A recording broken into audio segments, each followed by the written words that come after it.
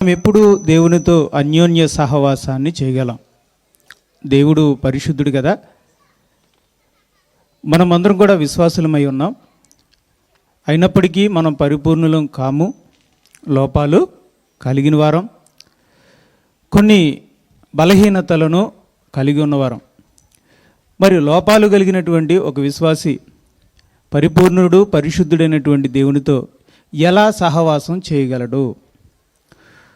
పరిశుద్ధుడైనటువంటి దేవుడు అసంపూర్ణుడైనటువంటి మనిషితో అంటే విశ్వాసితో ఎలా కలిసి నడవగలడు అనంటే, దేవుడు వెలుగులో ఉన్న ప్రకారము ఆ విశ్వాసి వెలుగులో నడిచిన ఎడల ఆ విశ్వాసి దేవునితో అన్యోన్య సహవాసాన్ని కలిగి దేవునితో నడవగలిగే గొప్ప అవకాశం లభిస్తూ ఉంది. ఈ వెలుగులో నడవడం అంటే ఏంటి అనంటే, వెలుగులో నడవడము అంటే యథార్థముగా నిజాయితీగా తన స్థితిని దేవుని ముందు ఒప్పుకొని పశ్చాత్తాపడి ఆ పాపం నుండి, ఆ బలహీనత నుండి, ఆ లోపం ఏదైతే ఉందో ఆ లోపం నుండి విడుదల పొందడానికి ప్రయాసపడుతూ దేవుని సన్నిధిలో దీనుడై ఉండటమే వెలుగులో జీవించటము. వెలుగు అనేది నిన్నటి రోజు మనం విన్నాం. వెలుగు అనేది సంగతిని మరుగు చేస్తుందా, బయలుపరుస్తూ ఉంది. కనుక వెలుగు అనేది బయటపెడుతుంది, చీకటి అనేది మరుగు చేస్తూ ఉంది. కనుక ఎవరైతే తనలో ఉన్న బలహీనతల్ని, లోపాల్ని మరుగు చేసుకొని వాటిని ఒప్పుకొనక కప్పుకొని వేషధారిగా జీవిస్తాడో అతడు చీకటిలో నడుస్తున్నాడు. కనుక అటువంటి వ్యక్తితో వెలుగై ఉన్న దేవుడు అన్యోన్య సహవాసాన్ని చేయలేడు. అతని రహస్యమైన పాపాలు యేసుప్రభు యొక్క రక్తం కడిగి పవిత్రము చెయ్యదు. కనుక ఒక విశ్వాసి అలా కాకుండా తన యొక్క అంతర్గతమైన స్థితిని, నిజ స్థితిని యథార్థముగా ఒప్పుకొనుచు దేవుని ఎదుట తనను తాను తగ్గించుకొని తన లోపాల విషయంలో పశ్చాత్తాపడుతూ నిజాయితీగా ఆ యొక్క లోపాల నుంచి విడుదల పొందడానికి దేవుని యొక్క సహాయం కొరకు ప్రయాసపడుతూ ప్రయత్నిస్తూ ఉంటే, తన లోపాలను బట్టి దేవుని సన్నిధిలో దీనుడిగా తగ్గించుకుని ఉంటే అతడు వెలుగులో ఉన్నాడు, వెలుగులో నడుస్తున్నాడు. అలాంటి వ్యక్తితో దేవుడు సహవాసాన్ని చేయగలడు. అప్పుడు ఆయన కుమారుడైనటువంటి యేసుక్రీస్తు వారి రక్తము ఆ విశ్వాసిని, లోపాలు కలిగినటువంటి ఆ విశ్వాసిని రక్తముతో కడిగి ప్రతి పాపమును కడిగి ఏం చేయగలదు? పవిత్రులుగా చేస్తుంది. దేవుడు పవిత్రుడు. వెలుగులో నడిచే విశ్వాసి కూడా యేసు ప్రభు యొక్క రక్తం చేత కడగబడి పవిత్రుడవుతున్నాడు. ఆ విధంగా యేసుక్రీస్తు రక్తం చేత కడగబడి పవిత్రుడై ఒక విశ్వాసి, లోపాలు కలిగినటువంటి విశ్వాసి పవిత్రుడైనటువంటి దేవునితో నడవగలుగుతూ ఉన్నాడు.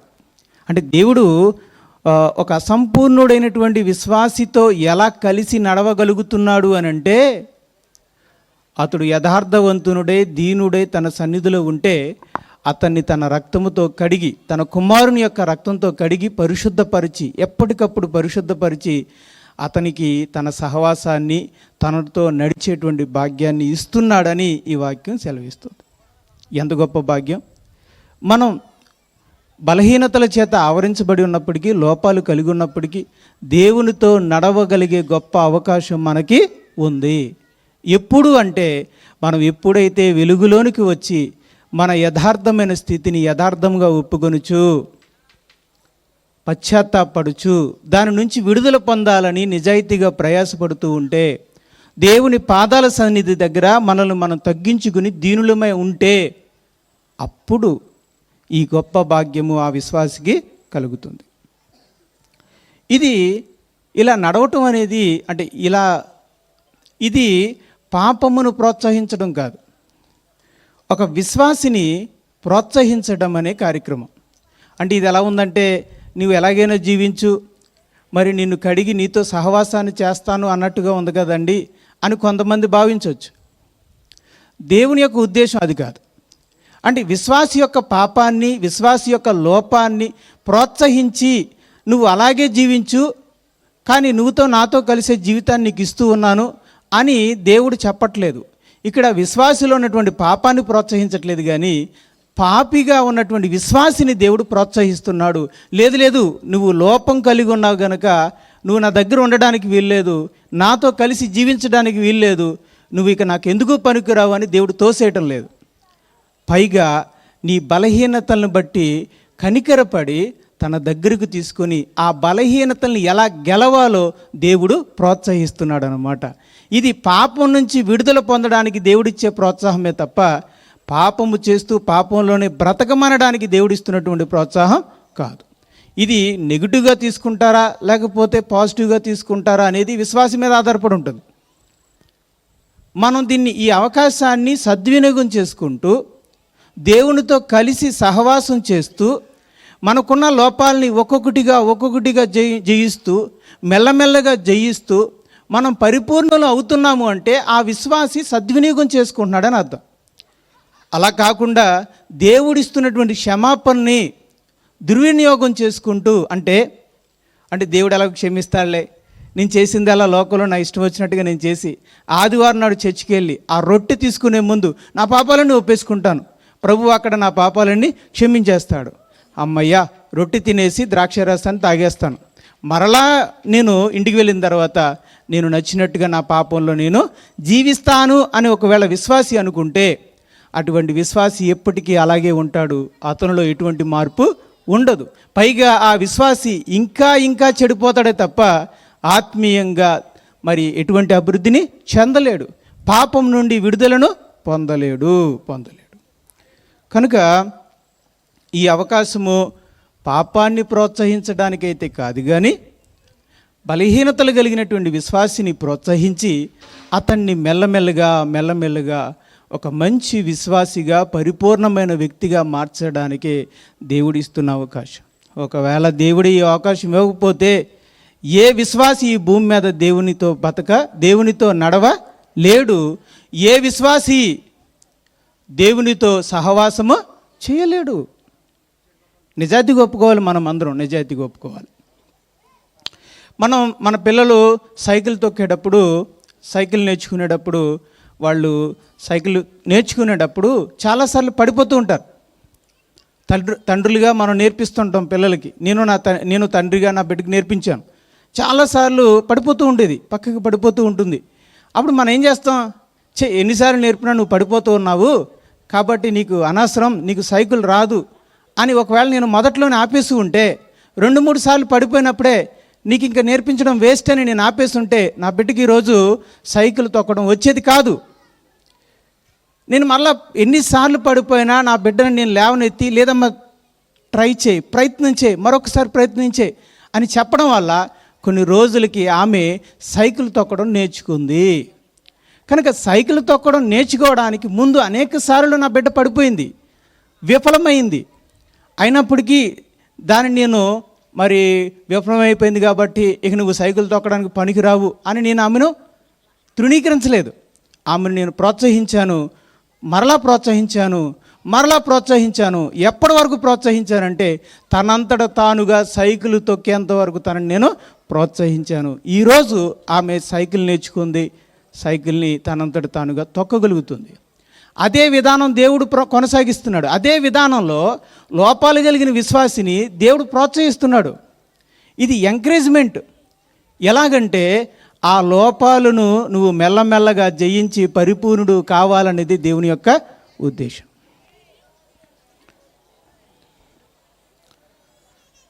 ఇక మరొక విషయాన్ని మనం చెప్తాం.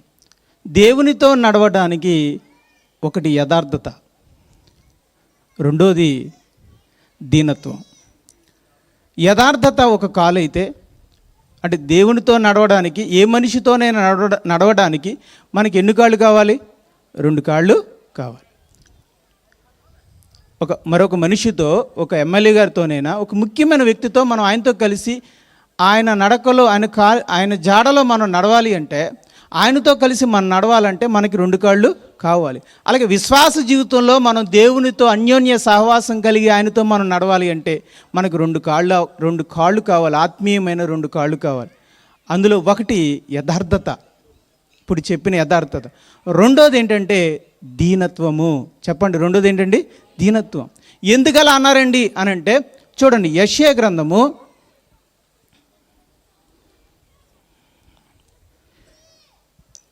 57వ అధ్యాయము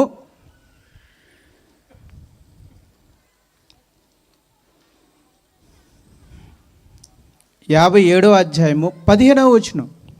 మహాగణుడును మహోన్నతుడును పరిశుద్ధుడును నిత్య నివాసునైన వాడు ఇలాగూ సెలవిచ్చుచున్నాడు, నేను మహోన్నతమైన పరిశుద్ధ స్థలములలో నివసించువాడను. మహోన్నతుడు పరిశుద్ధుడైన దేవుడు ఇలాగూ సెలవిచ్చు, మహోన్నతమైన పరిశుద్ధమైన స్థలములలో నివసించేవాడు. మహోన్నతమైన అంటే ఆకాశ మహాకాశములకు పైగా పరలోకముంది, ఆ పరలోకానికి పైగా మహోన్నతమైనటువంటి స్థానములో దేవుడు అక్కడ నివసిస్తాడట. ఎవ్వరికీ అందనంత ఎత్తులో దేవుడు ఉన్నాడట. అలాంటి దేవుడు పరిశుద్ధమైన స్థలంలో పరిశుద్ధముగా జీవించే దేవుడు మన దేవుడు. అలాంటి దేవుడట. చాలా ఆశ్చర్యం వేస్తుందండి ఈ వాక్యం చదివినప్పుడు. చదవండి. అయినను వినయము గల వారి ప్రాణమును ఉజ్జీవము చేయుటకును, వినయము గల వారి ప్రాణమును ఉజ్జీవింపచేయుటకును, నలిగిన వారి ప్రాణమును ఉజ్జీవింపచేయుటకును, నలిగిన వారి ప్రాణమును ఉజ్జీవింపచేయుటకును, వినయము గల వారి యొద్దను వినయము గల వారి యొద్దను దీన మనసు గల వారి యొద్దను నివసించుచున్నాను. వచ్చేస్తాను అతని దగ్గరికి అంటున్నాడు. నేను ఎక్కడుంటానో తెలుసా? ఉన్నత మహోన్నతమైన స్థానములలో, పరిశుద్ధమైన స్థలములలో పరిశుద్ధుడుగా నిత్య నివాసిగా జీవిస్తున్నాను నేను. అయినప్పటికీ ఎవరు దీన మనసు కలిగి ఉంటాడో అతని దగ్గరికి నేను వచ్చేస్తాను, అతనితో నివసిస్తాను అంటున్నాడు దేవుడు. అబ్బా, అంటే మహోన్నతమైన స్థానంలో ఉన్న దేవుని మనసుని తన దగ్గరకు రప్పించుకోగలిగే శక్తి దేనికి ఉందంటే మనిషిలో ఉన్న దీనత్వానికి. ఇది చాలా మీరందరూ మీకు ఒక ముఖ్యమైన పాయింట్ తెలియజేస్తున్నారు. మీరు నిజంగా మారు మనసు పొందిన విశ్వాసులైతే, మీరు నిజంగా మారు మనసు పొంది విశ్వాసులుగా ఉన్నవాళ్ళైతే మీ అందరికి ఒక చక్కటి మంచి సలహా ఇస్తున్నాను. అదేంటో తెలుసా? దేవుణ్ణి మీరు కట్టిపడేయాలనుకుంటున్నారా? మీ సొంతం చేసుకోవాలనుకుంటున్నారా? దానికి రహస్యం ఏం లేదండి, దీన మనసు అండి, వినయం అండి. సో వినయం, దేవుని మనసుని సంపాదించండి చాలు, దేవుడు మీ సొంతం అయిపోతాడు. ఎందుకంటే ఆయనకి పిచ్చి దీన మనసు అంటే. దీన మనసు కలిగిన వాడంటే ఆయన పడి, ఆయన మనసు కలిగి ఉంటాడు, ఆయన వచ్చేస్తాడు అక్కడికి, ఆయన దగ్గరికి ఎవరికి వచ్చేస్తాడు. కీర్తనల గ్రంథము చదవండి ఒకసారి. కీర్తనల గ్రంథం 34వ అధ్యాయం.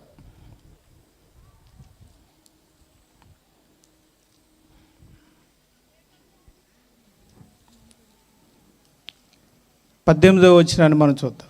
విరిగిన హృదయము గల వారికి యెహోవా ఆసన్నుడు, నలిగిన మనసు గల వారిని ఆయన రక్షించును. ఆసన్నుడు అంటే సమీపంగా ఉంటాడు. ఎవరి హృదయం అయితే విరిగి ఉంటుందో, నలిగి ఉంటుందో, ఆ నలిగిన విరిగిన హృదయం, దీన మనసు కలిగిన హృదయం ఎవరికైతే ఉంటుందో వారికి యెహోవా సమీపంగా ఉంటాడు. బైబిల్లో ఉన్న మహాజ్ఞానాన్ని కలిగి ఉన్నవాడి దగ్గర కాదు దేవుడు సమీపంగా ఉండేది. ప్రార్థనా జీవితంలో ఉన్నతమైన స్థితిలో ఉన్నవాడి దగ్గర కాదు దేవుడు ఉండేది. అంటే అఫ్కోర్స్ ప్రార్థనా జీవితం ఉంటే ఉండడాన్ని నేను అర్థం కాదు. అహంకారం కలిగి ఉంటే, ఒకవేళ గొప్ప ప్రార్థనా జీవితం నీకున్నా నీలో అహంకారం ఉంటే నీ దగ్గర ఉండడు. ఒకవేళ నువ్వు గొప్ప ప్రసంగుడు అయినా నీలో ఆత్మీయ అహంకారం ఉంటే నీ దగ్గర ఉండడు. ఒకవేళ నువ్వు దేవుని జ్ఞానము అపారముగా సంపాదించిన వాడవైనా సరే నీలో అహంకారము ఉంటే నీ దగ్గర ఉండడు. ఒకవేళ నువ్వు సంఘములో చాలా గొప్ప ధనమునిచ్చిన దాతృత్వం కలిగిన హృదయాన్ని కలిగి ఉండవచ్చు, నీ ఆస్తినంతా నీవు అమ్మి బీదలకు ఇచ్చిన వాడవై ఉండొచ్చు, కానీ నీ హృదయంలో గర్వం అనేది ఉంటే ఆయన నీ దగ్గర ఉండడు. దేవుని యొక్క మనసు ఎలాంటిదంటే అహంకారులను ఎదిరించేవాడు, దీనులకు కృప చూపేవాడు. అది ఆయన కృప ఎవరికి? దీనులకే తప్ప అహంకారులకు కాదు. ఆయన ఎవరికి సమీపంగా ఉంటాడు? విరిగి నలిగిన హృదయం గల వారికి, వినయము గల వారి యొద్దను, దీన మనసు గల వారి యొద్దను నివసించుటకు దేవుడు ఇష్టపడతాడు. అలాంటి వారికి సమీపంగా ఉండడానికి ఇష్టపడతాడు. అందుకే దేవునితో ఆయన అడుగుల్లో ఆయన అడుగేసుకుని ఆయనతో కలిసి నడవాలి అంటే మనకి ఆత్మీయంగా 2 కాళ్ళు కావాలి. అందులో ఒకటి యథార్థత, రెండవది దీనత్వం. క్రైస్తవ జీవితానికి ప్రతి విశ్వాసికి కావలసిన 2 కాళ్ళు, దేవునితో నడవడానికి కావలసిన 2 కాళ్ళు, ఒకటి యథార్థత, రెండవది దీనత్వం. కాబట్టి చాలా ప్రయత్నించాలండి. ఈ యథార్థత అనేది అంత సులువుగా రాదు మనకి. ఎందుకనంటే మన పాపాలని మనం ఒప్పుకోవడానికి మనకు నామోషి. మరి ఎప్పుడైనా మీరు చూడండి, మన బట్టల మీద మరకలు పడినాయి అనుకోండి, మనం వెళ్తున్నప్పుడు, ఏదైనా ఫంక్షన్కి వెళ్తున్నాం అనుకోండి, మరకలు పడినాయి అనుకోండి, ఏం చేస్తాం? ఆ మరకల్ని చక్కగా నా మీద మరకలు పడ్డాయో అన్నట్టుగా చూపించుకుంటూ వెళ్తామా? ఆ మరకల్ని దాచుకుంటూ వెళ్తాం. కనుక మనిషి ఎప్పుడు దాచడానికి ప్రయత్నిస్తాడు, దాన్ని ఓపెన్గా చూపించడానికి అతడు ఇష్టపడడు. కారణం ఏంటి చెప్పమంటారా? అహం. మనిషికి యథార్థంగా ఉండడానికి అడ్డొచ్చేది ఏంటో తెలుసా? హృదయంలోన అహం, గర్వం, ఆత్మీయ గర్వం. ఇష్టపడడు. నేను పాపిని, నేను తప్పు చేశానని ఒప్పుకోడు. అయ్యా ఆదాము, ఎందుకు పండు తిని తప్పు చేశావయ్యా అని అడిగితే దానికి ఆదాము అన్న జవాబు ఏంటో తెలుసా? అయ్యా, నువ్వు నాకు ఇచ్చిన భార్య తినమని ఇవ్వటం వల్ల నేను తిన్నాను, అంతేగాని సహజంగా నేను తినలేదు. తప్పు నాది కాదు, ఎవరిది? తినమని ఇచ్చిన నా భార్యది. అలాంటి భార్యనిచ్చిన నీది, మరి నువ్వేగా ఇచ్చావు. కాబట్టి ఆ తప్పుని మనిషి ఎప్పుడు కూడా తన తప్పుని తాను ఒప్పుకోడు. పైగా ఆ తప్పుని పక్కవారి మీద వేయడానికి, వీలైతే దేవుడి మీద కూడా వేసేయడానికి మనిషి ఇష్టపడతాడు. మనం అలాంటి వాళ్ళం అండి. ఎవరి గురించో మనకెందుకు? ఈ 2 రోజుల సభల్లో మీ ఆత్మీయ జీవితాన్ని ఉజ్జీవింపచేయబడాలి అంటే ఈరోజు నా కోసం అన్నట్టు వినండి. ఎవరి గురించి అనవసరం. ఈ ఆత్మీయమైన విలువలు మన హృదయంలో పనిచేయాలంటే విరిగి నలిగిన హృదయం గల వారు ఉజ్జీవింపచేయడానికి అవసరమైనటువంటి మాటలు ఈరోజు. అటువంటి మాటలు మన హృదయంలో పనిచేయాలంటే, మన ఆత్మీయ జీవితం ఉజ్జీవింపబడాలి అంటే ఇది నా కోసం, ఇది నా కోసం అన్నట్టు వినాలే తప్ప పక్కవాని కోసం మనం వినడం వల్ల ఎటువంటి ఉపయోగమో లేదు. కనుక అహం అనేది అడ్డు రానుకోండి. ఆ అహాన్ని గెలవాలి. చెప్తున్నానండి, ప్రేర్ చేసుకోండి, ప్రార్థన చేసుకోండి. ప్రభువా, నా అహం తీయబడాలి, నేను యథార్థంగా ఉండాలి, నేను దీనుడిగా ఉండాలి. ప్రభువా, నాకు దీనత్వం దయచేయండి, నాలోని గర్వాన్ని తీసేయండి అని ఎప్పటికప్పుడే మనం ప్రార్థన చేస్తూ ఉంటే, క్రమంగా ప్రార్థన చేస్తూ ఉంటే మనలో యథార్థత, మనలో దీనత్వము క్రమంగా వస్తూ ఉంటుంది. మీరు గమనించండి, మీరు అలా ప్రయత్నిస్తూ ఉండండి. మీలో యథార్థత వచ్చే కొలది, మీలో దీనత్వం వచ్చే కొలది మీ యొక్క ఆత్మీయ జీవితంలో చాలా పెనుమార్పులు క్రమక్రమంగా వస్తూ ఉంటాయి. మీరు దేవునికి దగ్గరవుతూ ఉంటారు, దేవుడు మీకు దగ్గరవుతూ ఉంటాడు. ఈనాడో మాట చెప్పాను కదా, దేవునితో నడవడానికి ఎన్ని కాళ్ళు కావాలి? ఒకటి ఏంటండి? యథార్థత మనల్ని దేవుడి దగ్గరికి తీసుకెళ్తుంది. రెండోది ఏంటి చెప్పండి? దీనత్వం ఏం చేస్తుందో తెలుసా? దేవుణ్ణే మన దగ్గరికి తీసుకొస్తుంది. అది యథార్థత ఏమో మనల్ని దేవునికి దగ్గరగా తీసుకెళ్లేలా చేస్తుంది. దీనత్వం ఏమో పరలోకంలో ఉన్న దేవుని కూడా మన దగ్గరకు వచ్చేలా చేస్తుంది. అందుకే ఈ 2 చాలా అవసరం అంటున్నాను. అందుకే ఇట్ ఈస్ వెరీ ఇంపార్టెంట్ అనమాట. దీనత్వము, యథార్థత లేనిదే ఒకడు క్రైస్తవుడిగా బ్రతకలేడు. క్రైస్తవ జీవితం ఉజ్జీవింపబడలేదు. యోహాను సువార్త ఇంకొక విషయాన్ని చెప్తానండి. యథార్థత కలిగిన వాడు తన పాపాన్ని ఏం చేస్తాడు? ఒప్పుకుంటాడు. రైట్. ఎంతసేపట్లో ఒప్పుకోవాలి?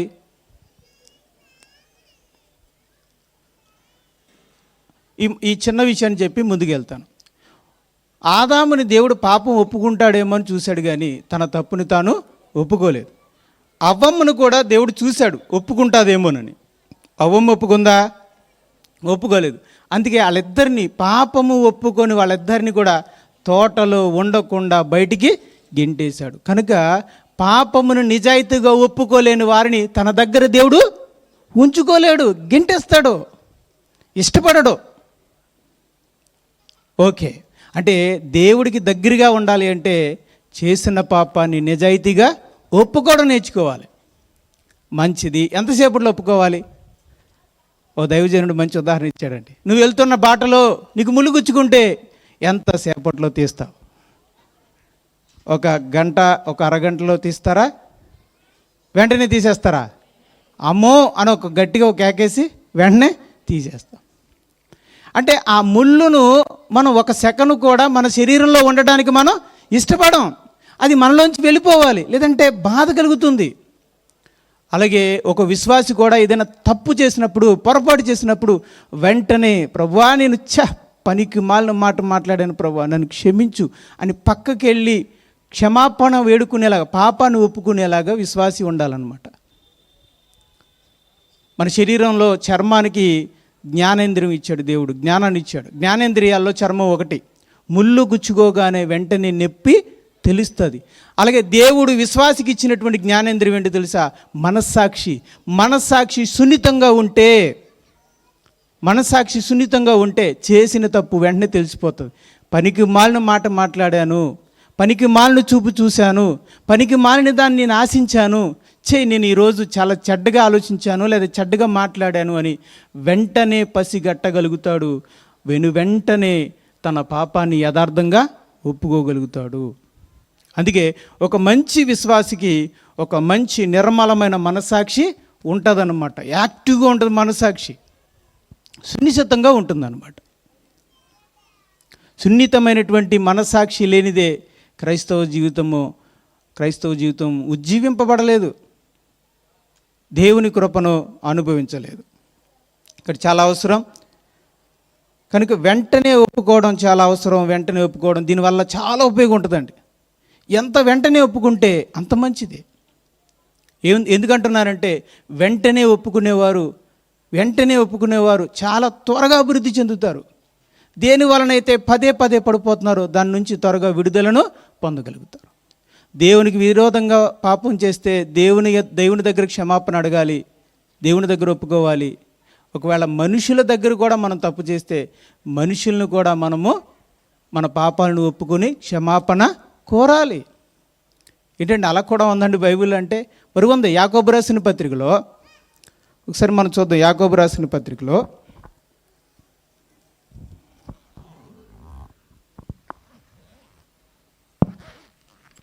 చూడండి, ఆఖరి అధ్యాయం ఉంటుంది చూడండి యాకోబు రాసిన పత్రికలో.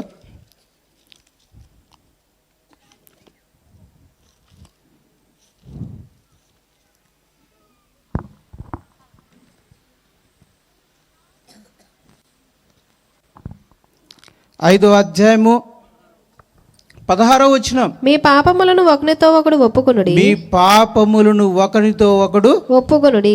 అది ఎప్పుడు? నీ భార్యకు వ్యతిరేకంగా నువ్వు పాపం చేస్తే నీ భార్య దగ్గర ఒప్పుకో. భర్తకు వ్యతిరేకంగా పాపం చేస్తే భర్తతో ఒప్పుకో.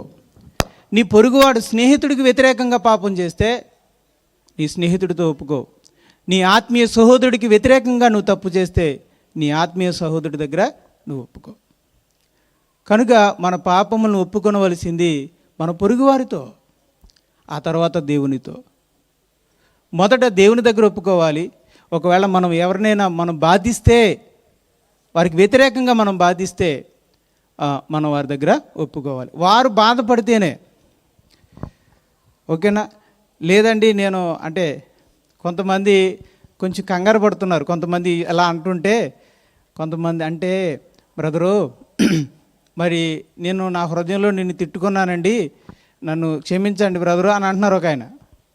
అయ్యో, నీ హృదయంలో నువ్వు తిట్టుకుంటే దానికి క్షమాపణ ఏమి చెప్పాల్సిన అవసరం లేదు. కాబట్టి హృదయంలో అనుకున్న దానికి, నేను హృదయంలో నేను మచ్చరపడ్డానండి, నా హృదయంలో నేను మోహపు చూపులు చూశానండి అని దానికి కూడా క్షమాపణలు చెప్పాల్సిన అవసరం లేదండి. పైకి మాత్రమే బాధపరిస్తే, ఇబ్బంది పెడితే మాత్రమే క్షమాపణ చెప్పాలి.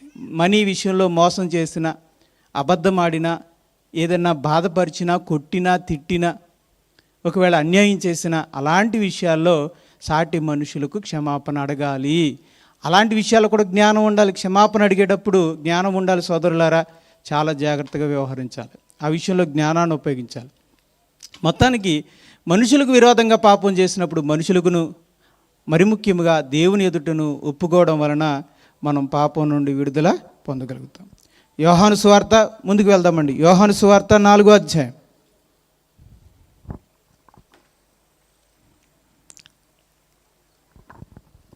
నిన్నటి దినమునందు సమరయ స్త్రీ గురించి మీకు చెప్పాను. యేసు ప్రభు అన్నాడు, అమ్మా నేను నీకు నీళ్ళు ఇస్తాను, అయితే ఈ జీవం కలిగిన నీళ్ళు ఇవ్వడానికి నీ భర్తను తీసుకురామ్మా అని చెప్పేసి అని అన్నారు కదా. అప్పుడు ఆమె ఏమంది? అయ్యా నా భర్త లేడు అని. అప్పుడు యేసు ప్రభు ఏమన్నాడు?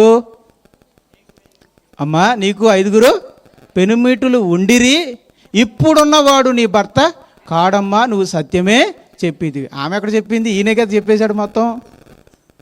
ఆమె చెప్పిందా, ఈయన చెప్పాడా? ఈయనే చెప్పేశాడు. అంటే ఆమె ఇచ్చినది క్లూ అనమాట. ఆమెకు చిన్న క్లూ ఇస్తే దాన్ని పట్టుకుని యేసు ప్రభు మొత్తం ఆమె జీవిత చరిత్రనే చెప్పి పడేశాడు. అంటే తన యొక్క లోపాన్ని, తనకున్నటువంటి బలహీనతని, ఇంకా బాగా చెప్పాలంటే తనకున్న పాప జీవితాన్ని ఓపెన్గా యేసు ప్రభు చెప్పి ఆమె ముందు పెట్టాడు. అలా పెట్టినప్పుడు ఏం చేయాలి ఆవిడ? చెప్పండి, ఏం చేయాలి? దేవుడు కూడా ఆదాము ఎదుట తన యొక్క పాప జీవితాన్ని ఒప్పుకునే అవకాశాన్ని పెడితే ఆదాము ఒప్పుకున్నాడా? ఒప్పుకోలేదు. అలాగే ఈమె ఎదుట కూడా దేవుడు తన పాపాన్ని, ప్రభు యేసుక్రీస్తు వారు తన పాపాన్ని ఒప్పుకునే అవకాశాన్ని ఇస్తే ఆమె ఏమనాలి? యాక్చువల్గా ఏమనాలంటే, ప్రభువా నీవు దేవుని కుమారుడు అని నమ్ముచున్నాను, నా పాప స్థితిని నువ్వు నాకు తెలియచేశావు, నేను ఒప్పుకునిచున్నానయ్యా, నేను ఎంతవరకు ఘోరంగా బ్రతికాను, నన్ను క్షమించు అని ఒక దావీదు వలె అనాలి. కానీ ఆమె ఏం చేస్తుంది? తన తప్పుని యథార్థంగా ఒప్పుకొనక, దాని విషయమే క్షమాపణ అడగక యేసు ప్రభుతో వాదం ఆడుతుంది. ఇప్పుడు వాదంలోకి వెళ్ళింది. ఇదంతా దేనికోసమో తెలుసా? తన తప్పును చూపిస్తూ ఉన్నాడని టాపిక్ని డైవర్ట్ చేస్తుంది. ఎక్కడికి తీసుకెళ్ళిందో తెలుసా? టాపిక్ని తన పాపాల గురించిన విషయాలను, పాపాలను ఒప్పుకునే విషయాన్ని కాస్త ఎక్కడికి తీసుకెళ్ళిందంటే ఆరాధించే విషయాలకు తీసుకెళ్ళింది. నువ్వు యూదుడవు, నువ్వు యెరూషలేములో ఆరాధిస్తావు, మేము సమరయులము, మేము సమరయ పట్టణంలో ఆరాధిస్తాం. చూడండి ఏమంటుందో యోహాను సువార్త 4వ అధ్యాయము. అప్పుడు ఆ స్త్రీ 4వ అధ్యాయము 19వ వచనం. అప్పుడు ఆ స్త్రీ, అయ్యా నీవు ప్రవక్తవని గ్రహించుచున్నాను. మా పితరులే పర్వతమందు ఆరాధించురు గాని ఆరాధింపవలసిన స్థలము యెరూషలేములో ఉన్నదని మీరు చెప్పుతారని ఆయనతో అనగా యేసు ఆమెతో ఇట్లనెను. ఇప్పుడు ఆరాధనా స్థలాల గురించి యేసు ప్రభు ఏమన్నా మాట్లాడా? ఇప్పుడు ఆమె ఎందుకు అక్కడికి వెళ్ళిపోయింది విషయాలు? చూడండి, చాలామంది మారు మనసును గురించిన బోధలు బోధిస్తూ ఉంటే యొద్దండి, అవి కొంచెం వేరే టాపిక్స్ ఏమైనా ఉంటే చాలా, నీకు అవసరమైంది వేరే టాపిక్స్ ఏంటి? నీ జీవితాన్ని నీకు కనపరిచే బోధ నీకు కావాలి, నీకు మారు మనసు కలిగించే బోధ కావాలి, నీ బ్రతుకుని మార్చే బోధ కావాలి. ఆరాధించే స్థలం అక్కడ ఇక్కడ. ఇప్పుడు ఈ వాదోపాదాలు నీకు అవసరమా? ఈరోజు విపరీతమైన తర్కవాదాల వైపుకు వెళ్ళి చాలామంది యువకులు సమయాన్ని, పవిత్రతని, క్రైస్తవ జీవితాన్ని పాడు చేసుకుంటున్నారు.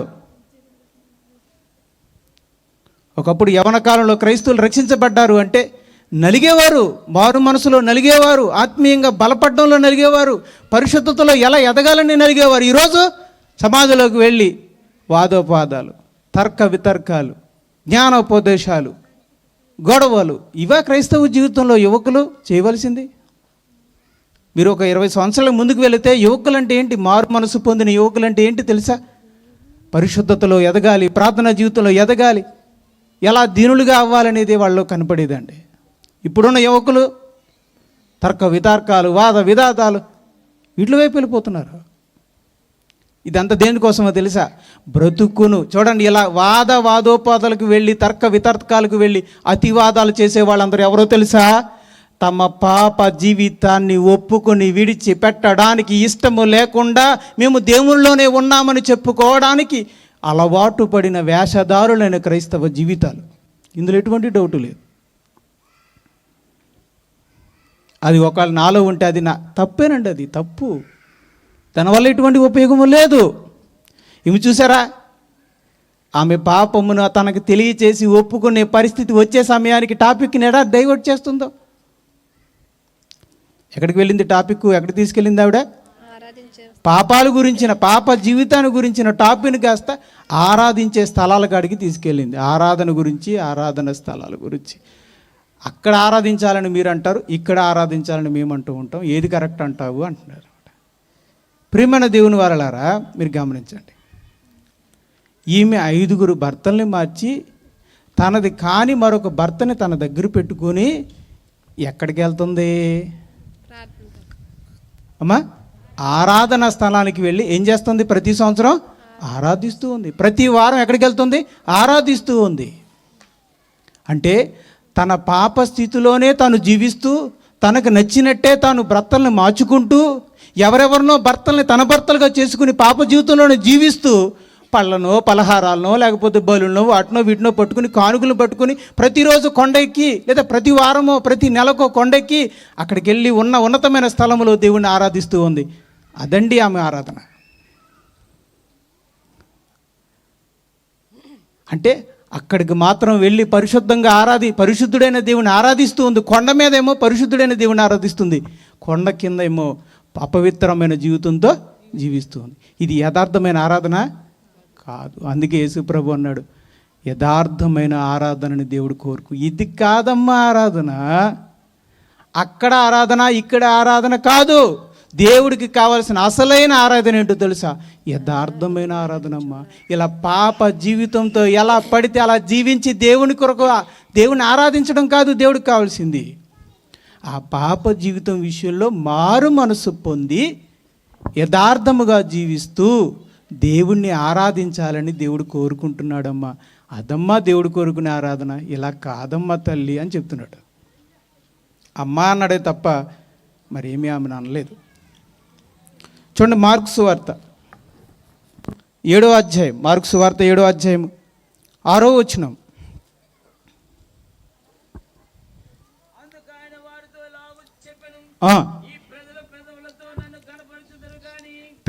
పెదవులతో నన్ను గణపరచుదురు కానీ వారి హృదయము నాకు దూరముగా. ఈరోజు చాలామంది దేవుని సన్నిధికి వచ్చి, ఆరాధనకు వచ్చి తమ పెదవులతో దేవుని గణపరుస్తున్నారు, ఆరాధిస్తున్నారు, కానీ వాళ్ళ హృదయం, లోపల హృదయం మాత్రం దేవునికి దూరంగా ఉంది. మరి అది ఎటువంటి ఆరాధన? అది కింద చెప్తున్నాడు, అది ఎటువంటి ఆరాధన? వారు మానవులు కల్పించిన పద్ధతులు దైవోపదేశములను బోధించుచు నన్ను వ్యర్థముగా. అది ఆరాధన కాదమ్మా, అది వ్యర్థమైన ఆరాధన. నీ హృదయమును దేవునికి దూరంగా ఉంచుకుని పాపములో జీవిస్తూ నీ శరీరాన్ని మాత్రం తీసుకొచ్చి ఈ పెదవులతో, పాటలతోనూ, ప్రార్థనలతోనూ గణపరిస్తే అది ఆరాధన నువ్వు అనుకుంటున్నావా?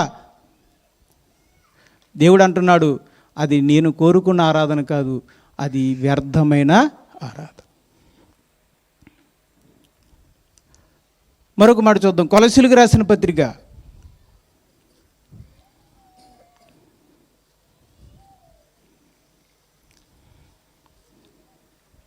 2వ అధ్యాయము 18వ వచనాన్ని మనం చూద్దాం.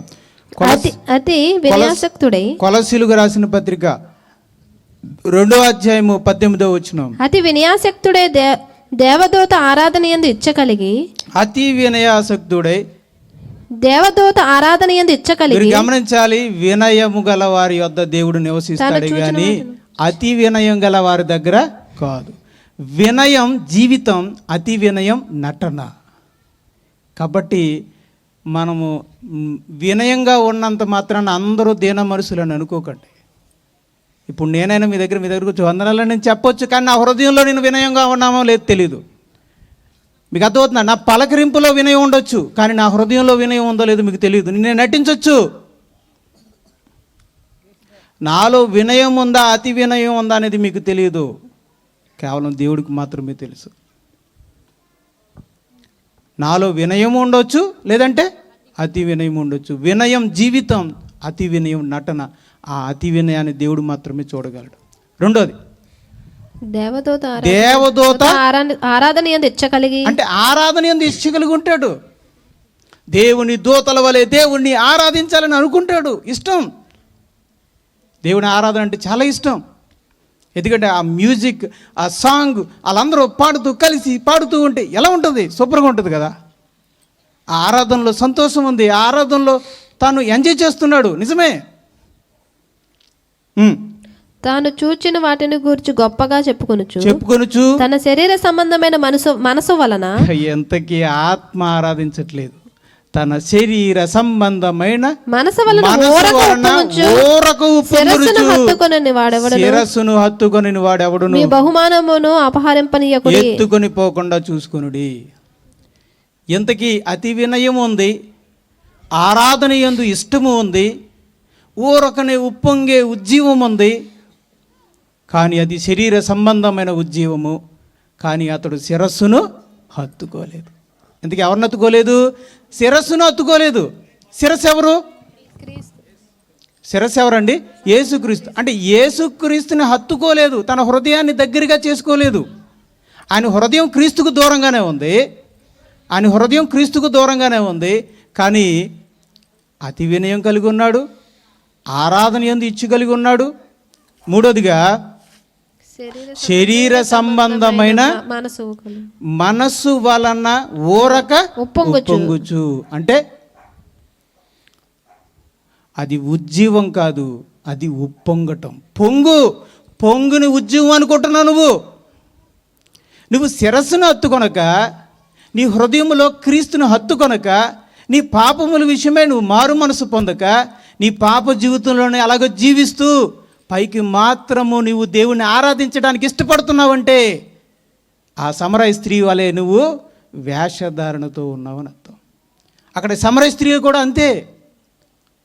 పాపమును ఒప్పుకోవడానికి ఇష్టపడదట, పాపాన్ని బయలుపరిస్తే దాన్ని ఒప్పుకోవడానికి తను ఇష్టపడదట, పాప జీవితంలోనే అలాగే జీవిస్తుందట. కానీ దేవుణ్ణి మాత్రం తగిన నిర్ణయకాల సమయంలో వెళ్ళి దేవుణ్ణి ఆరాధిస్తూ ఉంటుందట. మరి ఇది ఉజ్జీవమా?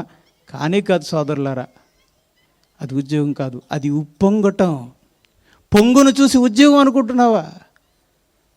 ఊరక ఉప్పొంగేటువంటి ఈ పొంగును చూసి నువ్వు ఉద్యోగం అనుకుంటున్నావా? ఉద్యోగం అంటే ఏంటో తెలుసా? నీ పాపములు నువ్వు గ్రహించడం ఉద్యోగం, నీ పాపముల విషయమే మారు మనసు పొందడం ఉద్యోగం, నీ వేషధారణ జీవితంలో నుంచి యథార్థతలకు రావడం ఉద్యోగం, నీ అహంకార పూరితమైన జీవితంలో నుంచి దీన మనసులోనికి రావడం ఉద్యోగం, నీ గత పాపములన్నిటి మీద జయం పొందడం ఉజ్జీవం, నీ మాటల విషయంలో పరివర్తన రావడం ఉజ్జీవం, నీవు నమ్మకమైన వాడిగా దేవుని కొరకు జీవించడం ఉజ్జీవం, నీ హృదయంలో దేవుణ్ణి ప్రేమించడం ఉజ్జీవం, దేవునికి నీ హృదయాన్ని సమర్పించడం ఉజ్జీవం. అతండి ఉజ్జీవం అంటే. ఈరోజు ఉజ్జీవానికి నిర్వచనాన్ని మారుస్తున్నారు. జాగ్రత్త. ఉజ్జీవానికి నిర్వచనం మారుస్తున్నారు. పైకి శరీర సంబంధమైన అంటే పెదవులతోనూ దేహముతోనూ చేసే ఆరాధన నిజమైన ఆరాధన, అదే నిజమైన ఉజ్జీవం అని అసలైన ఆత్మలో జరిగే ఉజ్జీవాన్ని కనపరచకుండా మరుగు చేస్తున్నారు. జాగ్రత్త. అలాంటి వాడెవడును నిన్ను నీ బహుమానమును అపహరింపకుండా జాగ్రత్తగా చూచుకొనుడి. కనుక పైకి కనబడేటువంటి ఉజ్జీవమే అసలైన ఉజ్జీవం అని కప్పిపుచ్చటం వలన చాలామంది మోసపోతారు. జాగ్రత్త. అసలైన ఉజ్జీవం పైకి కనపడేది కాదు, అది హృదయాంతరంగాలలో వచ్చేది. నువ్వు ఏ రోజైతే అసలు మోకరించి నేను ఇలా పాపం చేస్తున్నాను ప్రభు అని కన్నీటితో ఏడుస్తావో అదండి అసలైన ఉజ్జీవం. అంటే నీ జీవితంలో నీ నోటి మాటలు ఇలా ఉన్నాయేంటి ప్రభు, నా బ్రతుకు ఇలా ఉంది ఏంటని నువ్వు ఎప్పుడైతే నువ్వు ఒక మూలకు వెళ్ళి ఒంటరికి వెళ్ళి ఏడుస్తావో అదండి అసలైన ఉద్యమం. అంటే నీ అహంకారపూరితమైన జీవితం నుంచి విడుదల పొంది చర్చిలో ఒక సామాన్యమైన విశ్వాసిగా జీవిస్తావే అది ఉద్యమం. అంటే ఏది ఉద్యమం అనుకుంటున్నారు? ఇలా పైకి కనబడేదాన్ని ఉద్యమం అనుకుంటున్నారా? దీన్ని నేనేం అనట్లేదండి. అంటే బ్రదరు ఇలాంటి మరి ఉజ్జీవంగా ఉత్సాహంగా పాడడం తప్పంటారా? నేను అలా అనడం లేదు. లోపల లేని ఆరాధనని బయట మాత్రమే కలిగి ఉంటే అది ఆరాధన కాదు, అది వ్యర్థమైన ఆరాధన. పెదవులతో గణపరుచుచు హృదయమును దూరంగా పెట్టుకుంటే అది నిజమైన ఆరాధన కాదు. అది నిజమైన ఉజ్జీవం కాదు. మీకు అర్థమయ్యేలాగా ఒక విషయం చెప్తాను. బైబిల్లో ఒక మాట ఉందండి, మంటి పెక్కు ఏంటిది పెంకు మట్టి పెక్కుకు వెండిపోత పూస్తే అది వెండి పెంకు అవుతుందా అండి? మట్టి పెంకుకు వెండిపోత పూసేస్తే పూసినంత మాత్రాన అది పూర్తిగా వెండి పెంకుగా మారుతుందా? కాదు కదా. పైన మాత్రమే వెండిపోత, లోపలంతా ఏంటి? మట్టే. ఇంకొక ఉదాహరణ చెప్తానండి. మట్టి గాజుకి బంగారు పూత పూస్తే అది బంగారు గాజు అయిపోతుందా? కాదు కదా. పైన మాత్రమే బంగారం ఉంది, లోపలంతా కూడా ఏంటి? మట్టే. మట్టి గోడలకి, పాతకాలంలో మట్టి గోడలు ఉంటాయి కదా, అలాంటి మట్టి గోడలకి సిమెంట్తో ప్లాస్టింగ్ చేస్తే అది సిమెంట్ గోడ అయిపోతుందా? అవదు. రోల్డ్ గోల్డ్కి రియల్ గోల్డ్కి తేడా ఏంటో తెలుసా? రోల్డ్ గోల్డ్కి బంగారం పైన మాత్రమే పూతలాగా ఉంటుంది, లోపలేమీ ఉండదు. మరి రియల్ గోల్డ్ అంటే ఏంటి తెలుసా? మరి రియల్ గోల్డ్కి ఏంటి తెలుసా? పైన బంగారం ఉంటుంది, అలాగే లోపల కూడా బంగారం ఉంటుంది. అది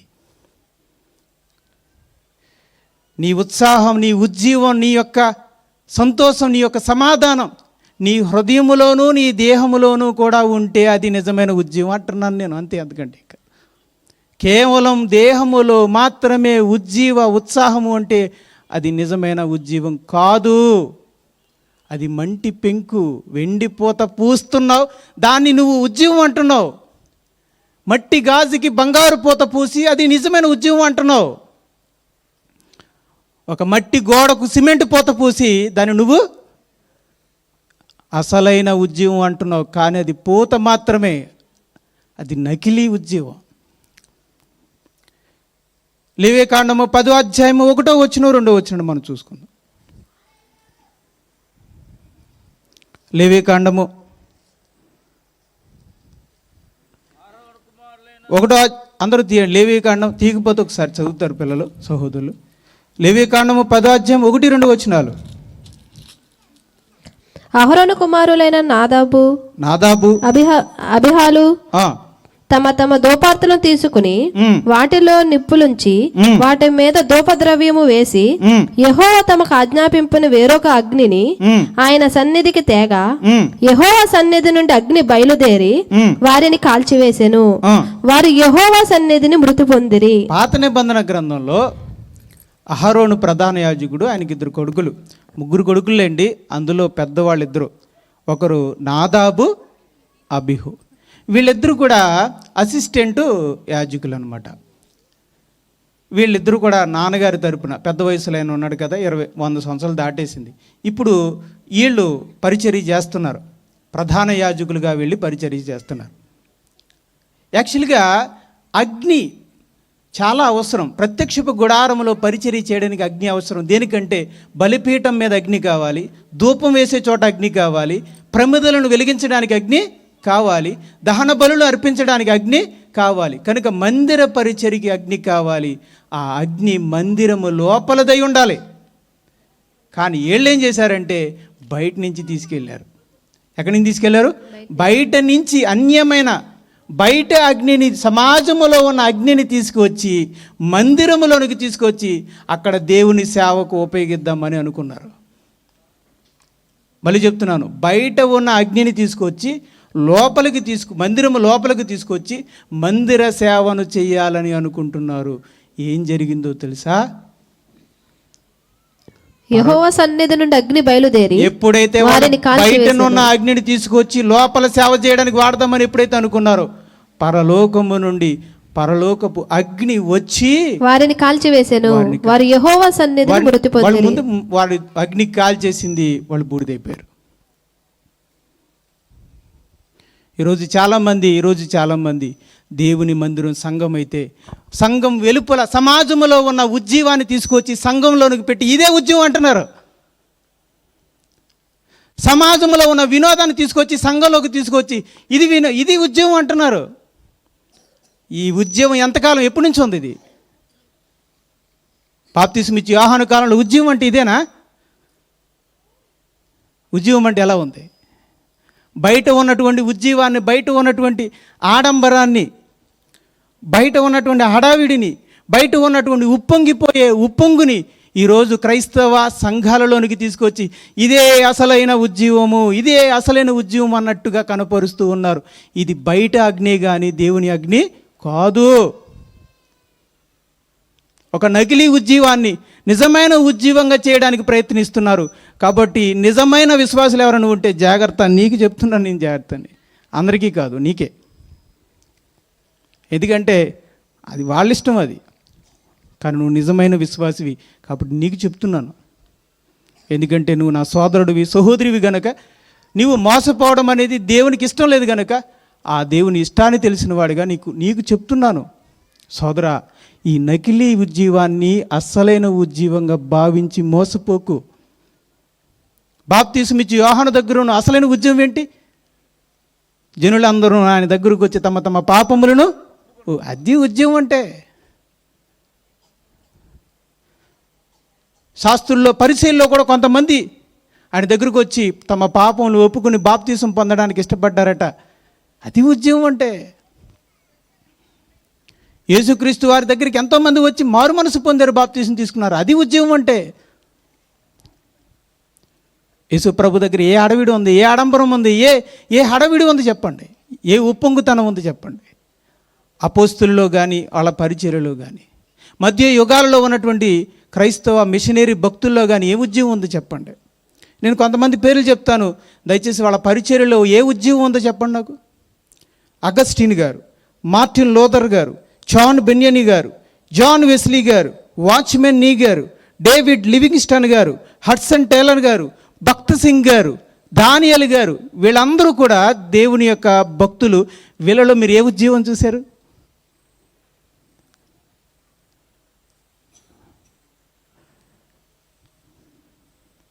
వీళ్ళు ఏ ఉద్యోగం చేశారు? వాళ్ళ పరిచర్యలో మనం ఏం చూసామో తెలుసా? పాపులైన వారు నేను పాపిని అని ఒప్పుకున్నారు, పశ్చాత్తాపడ్డారు.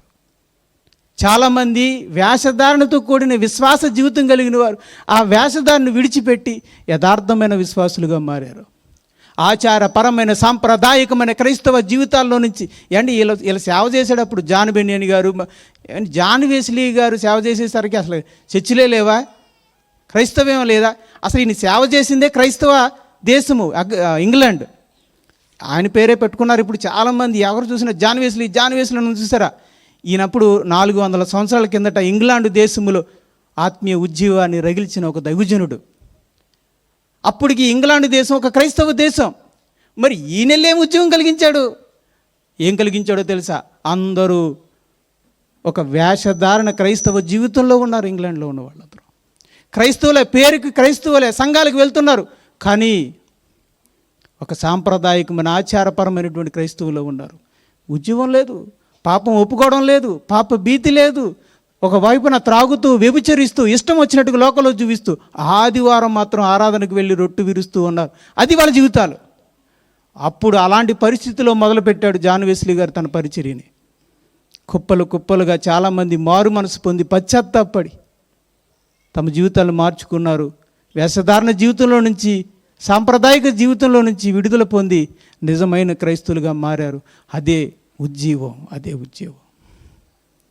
ప్రియమైన దేవుని వారలారా, ఓ ఆత్మీయ సోదరుడా, అసలైన ఉజ్జీవం అంటే ఏంటో తెలుసా?